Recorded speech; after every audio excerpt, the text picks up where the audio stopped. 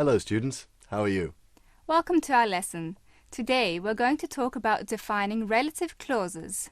Before we start, let me ask you something. Did you have a nice time at the party last night? Yes, but I lost the bracelet that I was wearing. Which bracelet?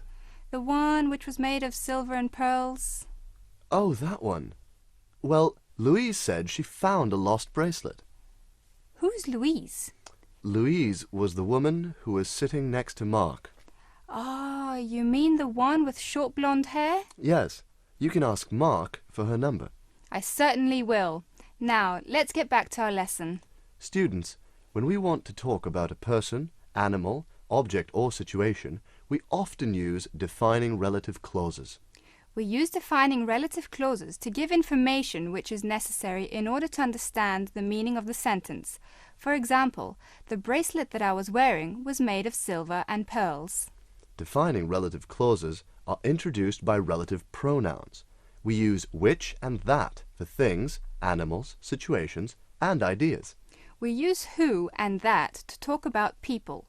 For example, Louise was the woman who was sitting next to Marc. The relative pronoun can't be omitted if it refers to the subject of the verb. For example, we can say, "The person that owns this restaurant is my friend." The person is the subject of the verb owns, so we can't omit the word that. However, the relative pronoun can be omitted if it refers to the object of the verb in the relative clause. For example, we can say, "The restaurant that I like the most is just around the corner." We can also say, "The restaurant I like the most is just around the corner." The restaurant is the object of the verb like. That's why we can omit the word that. That's all for today. Thank you for watching. See you soon. Goodbye.